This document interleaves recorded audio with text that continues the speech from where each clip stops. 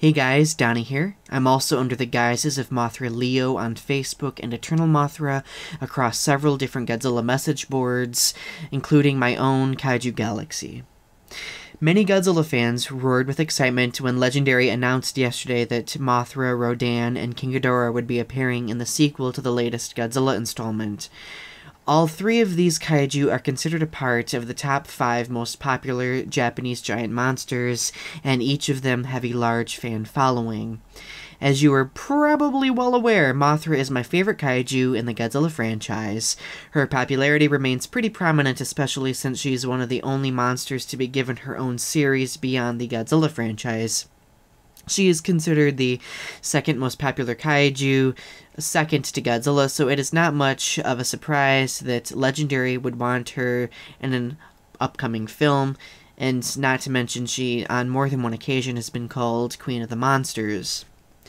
While fans have been very excited to hear about her upcoming appearance, many have been asking how is Mothra, who is fairly whimsical compared to creatures like Godzilla or Rodan, going to successfully be integrated in this serious, more realistic Godzilla universe? In other words, how is Mothra going to make sense? While my favorite aspect of Mothra is her whimsical nature, I realize the magical characteristic is probably going to be dropped in lieu of this more scientific-centered Godzilla trilogy. Do I think removing this mysteriously whimsical element is removing an important aspect of her character? Yes. But the truth is, I feel that Gareth Edwards will find a means to make her seem more scientifically logical. Many fans comment that the Shobijin, Mothra's tiny twin fairies, are the aspects to her character that make her seem unrealistic. They exhibit these extrasensory abilities like being able to communicate with Mothra mentally and through song, plus telekinetic power.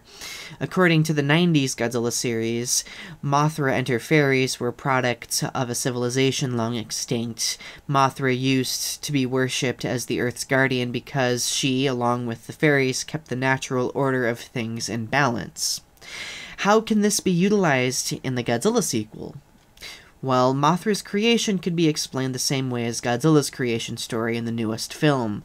Millions of years ago, the world was more radioactive, and Mothra could have been created by this primal energy and managed to survive somewhere secluded, for example, Infant Island, for all this time. Here are 2 possible stories. Number 1, Mothra could have been created by an ancient alien civilization that colonized the planet. These aliens could have recognized the radioactive properties of the planet and utilized the properties to create a new life form. The Shobijin could be members of this alien species left behind or created to work alongside Mothra if she were to ever reawaken.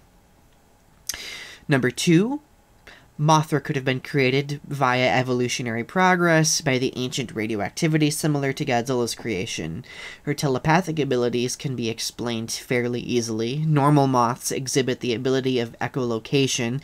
However, it is feasible to theorize that Mothra's intelligence and abilities could increase through mutation as a more advanced form of echolocation. Now, this could potentially include the Shobijin as well, but as humans, not aliens. It is logical to assume that giant monsters would likely be worshipped by ancient cultures.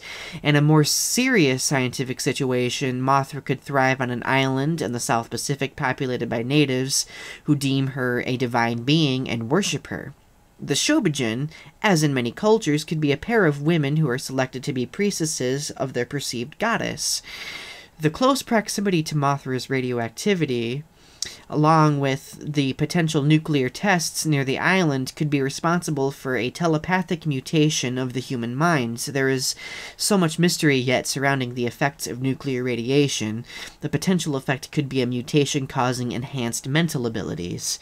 Perhaps in oncoming films, humanity will discover that their own misuse of radioactivity is affecting the world, including human genetics.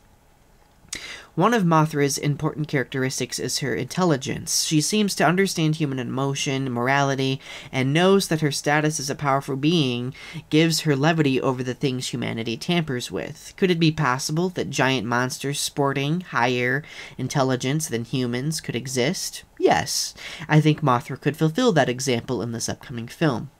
Mothra seems whimsical because her abilities, not to mention her creation, was never really explored in great detail in either the Godzilla series or her own. I have high hopes that Legendary will give fans a more solid scientific explanation of Mothra's existence, while at the same time managing to stay true to her unique qualities that make her different from kaiju like Godzilla, Rodan, and King Ghidorah. Thank you guys for listening, and feel free to subscribe to my YouTube channel for more updates about this upcoming film. As you all know, I am a major Godzilla nerd, so I will undoubtedly be talking about this again in the future. You guys have a good night.